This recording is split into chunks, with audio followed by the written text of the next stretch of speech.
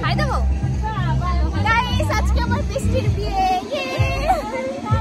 So hey guys, welcome back to my channel. কেমন আছো তোমরা সবাই? নিশ্চয়ই ভালো আছো, আর আমি তো সব সময় ভালো থাকি। সো আমি আজকে সেজে গুজে পটের বিবি সেজে চলে গেলাম আমার বেস্টির বিয়েতে।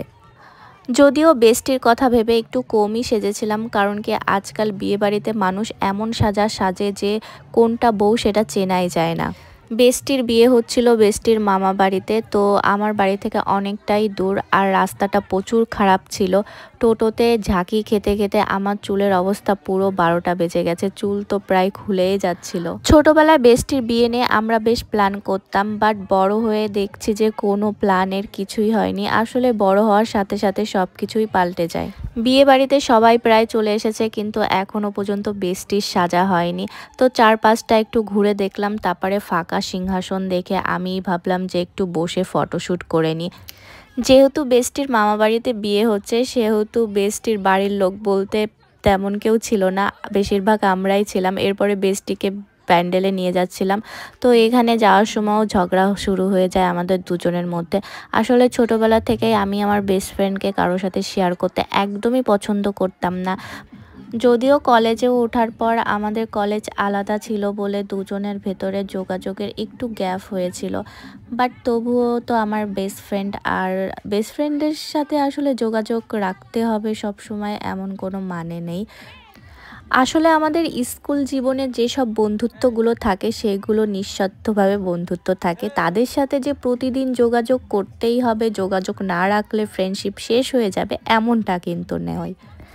আমরা সব ফ্রেন্ডরা মিলে ছবি তুলতে তুলতেই বেস্টির বর চলে আসে, আর আমরা দৌড় দিয়ে চলে যাই গেট ধরতে।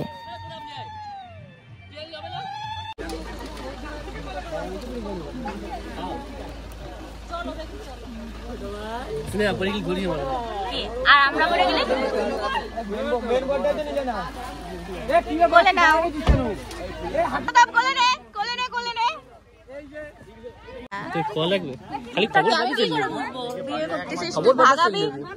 দাদা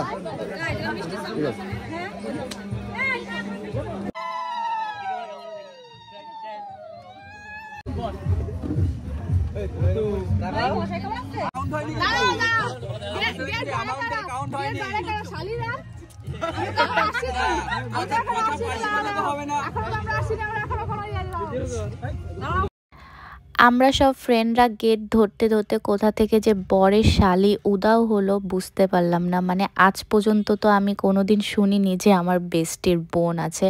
যাই হোক, শালিদের যেহেতু দায়িত্ব গেট ধরা, তাই ওদের হাতে দায়িত্ব দিয়ে চলে গেলাম খাওয়ার প্যান্ডেলের দিকে, কারণ কি প্রচুর খিদে পেয়ে গেছিলো, আর বরের সাথে গেজাতে গেজাতে তো আমার গলা ব্যথা হয়ে গেছিলো, তাই একটু কফি খেয়ে নিলাম। এত কষ্ট করে গেট ধরলাম আর এতক্ষণ চেঁচালাম, বাট 1 টাকাও দিল না। প্রচুর মন খারাপ হয়ে গেছিলো, তাই রাগে বসে বসে আমি খাচ্ছি। অন্তত 500 টাকা তো দিতে পারতো, আমরা সব ফ্রেন্ডরা মিলে একটু ফুচকা খেতাম। একে একে প্রায় সব বান্ধবীরই বিয়ে হয়ে যাচ্ছে, তো আর মাত্র এই যে 3টা বান্ধবী বাকি আছে। এরপরে আশা করি সামনের বছর এদেরও বিয়ে হয়ে যাবে, তারপরে আবার সব ছেলে বন্ধুদের বিয়ের পালা। বান্ধবীর বিয়ের প্রত্যেকটা মেনু খুব ভালো ছিল।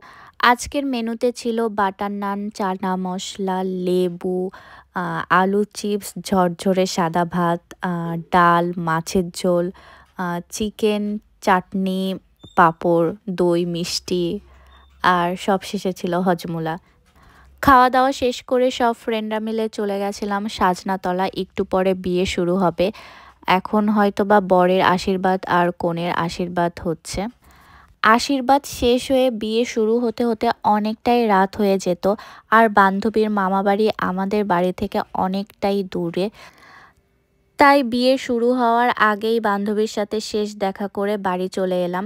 আসার সময় আমার প্রচণ্ড কষ্ট হচ্ছিল, কিন্তু বান্ধবীর সামনে কান্নাকাটি করলে ও খুব কান্নাকাটি করতো আর ওর মেকআপ নষ্ট হয়ে যেত, তাই কান্নাকাটি না করেই বেরিয়ে চলে আসলাম অনেক কষ্ট করে। সো গাইস, আজকের ভিডিও আমি এখানেই শেষ করছি। তোমাদের কেমন লাগলো অবশ্যই কিন্তু জানিও, আর ভালো লাগলে লাইক আর শেয়ার করে দিও। Bye bye.